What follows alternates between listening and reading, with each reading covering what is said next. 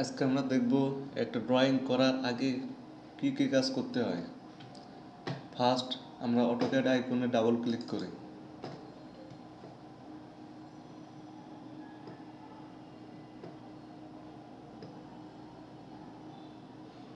Loading হচ্ছে।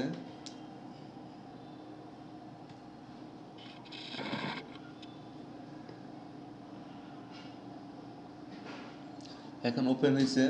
First আমাদের কাজ হলো ইউনিট সেট আপ অথবা পেজ সেট আপ।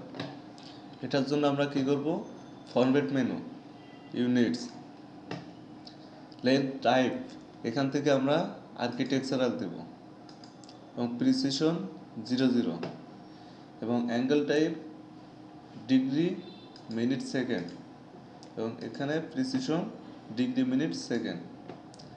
ইঞ্চিটা ডিফল্ট থাকবে। এখন ওকে। এখন ফরম্যাট মেনু থেকে ইউনিট আমরা যেভাবে নিয়ে আসলাম, এটা শর্টকাট কিবোর্ড থেকে UN এন্টার, এটা দিয়েও আমরা আনতে পারি। এখন আমরা যেহেতু পেজটাকে আর্কিটেকচার ফরম্যাটে সেট আপ করছি, এখন এটা মেজারমেন্ট করার জন্য যে আমাদের ডাইমেনশনটা লাগবে, এই ডাইমেনশনটা আমাদের আর্কিটেকচারাল হইতে হবে। এই জন্য ফরম্যাট ডাইমেনশন স্টাইল অথবা এখানে ক্লিক করে ডাইমেনশন স্টাইল অথবা এখান থেকে ডাইমেনশন স্টাইল অথবা কিবোর্ড থেকে ডি প্রেস করে এন্টার। কারণ এখানে স্ট্যান্ডার্ড একটা আছে, আমরা এটাকে ইউজ না করে আমরা নিউ একটা নেব, নিউ, এবং এটার নাম দিই ডাইমেনশন অন। কন্টিনিউ। এখান থেকে আমাদের দুইটা কাজ করতে হবে বাধ্যতামূলক, সেটা হলো প্রাইমারি ইউনিট। যেহেতু আমরা আর্কিটেকচার ফরম্যাটে একটা ইউনিট সেট আপ করছি, এখানেও সেম পূর্বের মতন ফরম্যাটটি দিতে হবে। Architectural precision 00 degree, minute, second এবং precision degree, minute, second. Primary unit set up করার পরে তারপরে আমাদের কাজ হবে টেক্সট। টেক্সটের হাইট আমরা একটু বাড়িয়ে দেবো, এখানে 8 ইঞ্চি, এবং টেক্সট স্টাইল যেটা আমরা দেখতে পাচ্ছি এটার একটু চেঞ্জ করে আমরা স্ট্যান্ডার্ড টেক্সট দেব। কিবোর্ড থেকে টি প্রেস করে টাইম নিউ রোমান, এবং এই টেক্সটের হাইট দেবো আমরা 4 ইঞ্চ। Apply, close. এবং এখানে যে লেখাটা দেখতে পাচ্ছি সবগুলো হরাইজন্টাল। এটাকে আমরা যদি চেঞ্জ করতে হয় তাহলে আইসো স্ট্যান্ডার্ড এখন অটোমেটিক, যেটা যেদিকের আছে ওই দিকের নেবে। এখন জাস্ট এটাকে আরেকটু মডিফাই করে আমরা, সেটা হলো লাইন থেকে লাইনে ক্লিক করে ডাইমেনশন লাইন, এটা আমরা একটা কালার চেঞ্জ করে দিই, এবং বেজ লাইন স্পেসিং এটা আমরা মিনিমাম 8 ইঞ্চি রাখি, এবং ডাইমেনশন এক্সটেন্স, এখানে যে এক্সটেন্ড লাইন আছে এটা এখন সমান আছে, আমরা একটু এক্সটেন্ড করে দিই 2 ইঞ্চি, এবং অরিজিন ডাইমেনশন যেখান থেকে শুরু হবে সেখান থেকে আরও 2 ইঞ্চি দূরের থেকে শুরু হবে, জাস্ট একটু ফাঁকা থাকবে।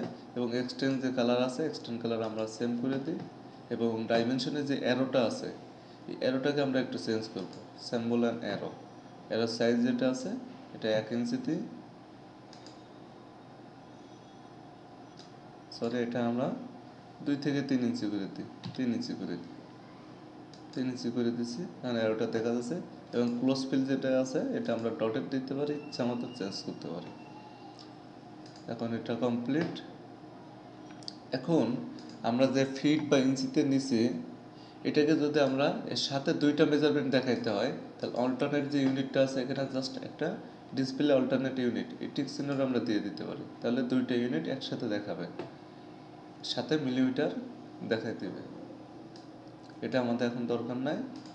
এখন আমরা জাস্ট ওকে করব, ওকে, এবং সেট কারেন্ট। এখন এটার কাজ আমাদের শেষ হলো।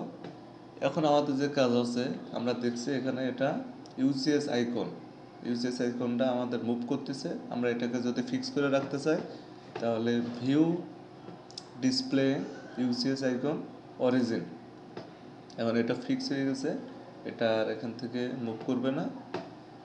এখন আমাদের যে পেজটা আছে আমরা জাস্ট একটা ড্র করে দেখি লাইন, এটার পোলার মোডে আছে, আমরা এটা অর্থ মোড অথবা কিবোর্ড থেকে F8 প্রেস করে স্ট্রেট লাইন করি। এখন 20 ফিট কিবোর্ড থেকে দিয়ে এন্টার, জেড এন্টার, এ এন্টার। এখন দেখা যাচ্ছে 20 ফিট লাইন আমার অনেক বড়, এটাকে যদি ছোটো করতে হয় তাহলে আমাদের কী করতে হবে, এই যে পেজটা আছে এটা দেখা যাচ্ছে 50 ফিটের একটা পেজ, এটাকে যদি আমি 200 ফিট করি তখন এই 20 ফিটের লাইনটা খুবই ছোটো হবে। এই জন্য ফরম্যাট থেকে ড্রয়িং লিমিট অথবা কিবোর্ড থেকে লিমিটস LIMITS এন্টার প্রেস করি। এখন কিবোর্ড থেকে @0,0 এন্টার, আবার @200 ফিট, 200 ফিট এন্টার। এখন কিবোর্ড থেকে জেড এন্টার, এ এন্টার। এখন 20 ফিটের একটা লাইন অনেক ছোটোতে আছে। এখানে আরেকটা লাইন নেই, এই যে লাইনটা আমরা ইন পয়েন্ট, মিড পয়েন্ট এগুলো যে শো করতেছে, এটার কারণ হলো কি, আমরা গ্রিডের রাইট বাটন সেটিং করে অবজেক্ট স্ন্যাপ, এটা কিন্তু পূর্বে অল টাইম এরকম থাকবে, ক্লিয়ার থাকবে। যেহেতু আমার পূর্বে অটোক্যাডে কাজ করছি যার কারণে এটা ওকে আছে, জাস্ট এরকম থাকবে। এখন যদি একটা লাইন নেই আমরা ইন পয়েন্ট, এটা আমরা অ্যাডজাস্ট করে ধরতে পারবো না। এর জন্য গ্রিডের right button setting, object snap, select all অথবা কিবোর্ড থেকে SE প্রেস করে এন্টার।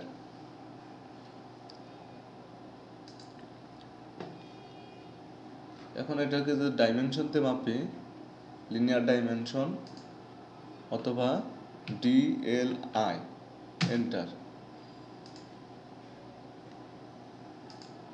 20 ফিট, আমরা 20 ফিট দেখতে পাচ্ছি।